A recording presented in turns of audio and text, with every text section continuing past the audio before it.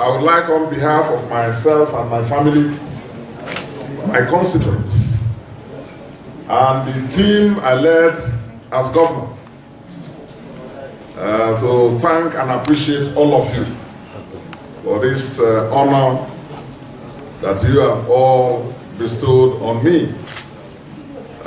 Most of what you read about relates mainly to my service as governor and how I exercised power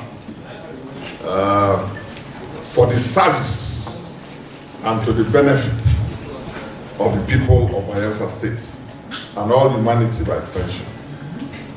I believe that is at the foundation of my service, and that's the way it should be with everyone in public service. We are not in public service for ourselves. We are in public service for the people. And that's what I've tried to show in any responsibility given to me. My personal creed has always been service to man and serving God. And that when you serve man well, by serving man well, you are in fact serving God. Exactly. I used to say as governor for 8 years, he served God well, who served man well. So what you have heard, and most of what you have recounted here,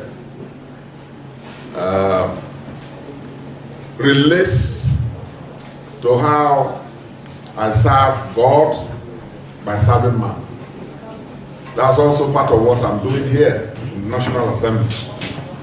Standing by the truth, standing by what is right, standing by what is fair, and ensuring that you, the people, get the benefit of the power and service we give in your name and on your behalf.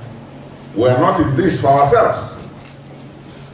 We are in this for you, the people, and for God, to whom we are all accountable. I will also, because we talked about my lifestyle, which remains simple and modest and quiet, thank my landlord, because he referred to that, a very well-known personality in Nigeria who accommodated me for almost 15 years. 8 years as governor and 6 years as senator after governorship. Well, just last December that I was able to complete my own house and moved there. So I thank Alhaji Kingibe for his understanding for keeping me. Sometimes it's not easy in this country, in our type of society where everybody is brushed with the same thing, and it's a tough environment to serve. Propaganda, blackmail, and whitewashing you, blackmailing you, and so on. But in the midst of it, I can, from my own story, say there are honest Nigerian public officers. Yeah. There are some honest, hardworking, patriotic Nigerian. There may be few, but they are there. And I want to thank you and urge you to recognize more of such people. They are there in all walks of life. If you look closely, you will see among the so-called people stay rot in the judiciary even, you will see some honest, hard-working judges, magistrates, justices.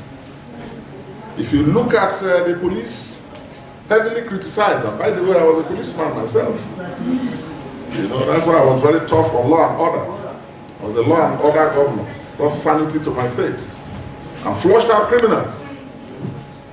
You know, and also address the causes of crime and criminality. You fight criminality, but you also fight the causes. That's why I use education as a tool. Not just education for its own sake, for capacity building, which is good, but education as a tool for social stability. and law and order.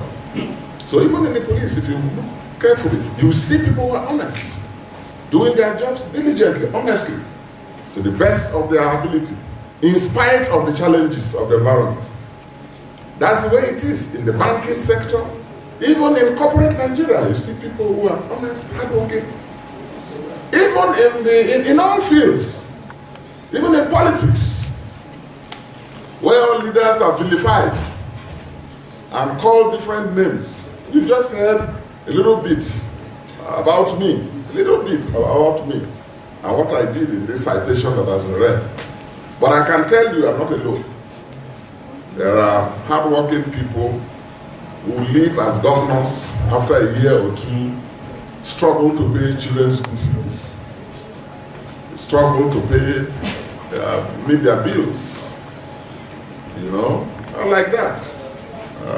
Legislators here, whose story is also the same, but I want to thank you, the civil society organizations, for taking interest in some of the things we do that we think people don't notice, for encouraging us as part of what we are doing. And the things you do, the things we do that you think people don't see or know, there are people who are watching and who are noting. They may be powerless to stop you. They may be voiceless to challenge you. They may have no strength, but they are watching. And they have taken notes. They know. And if men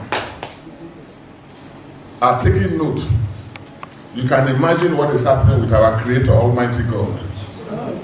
God too is taking notes of the things we do, the things we say, and the reasons we do the things we do and say. And it's our prayer that God should give us the wisdom to understand that our assignments don't just end here. Our assignments should be to the benefit of all humanity who come our way and who are affected by what we do. But our assignments are also noted and observed by our Creator, the owner of the heavens and the earth and all therein, who is the author of all life, both great and small. These are the things that have guided me in daily life.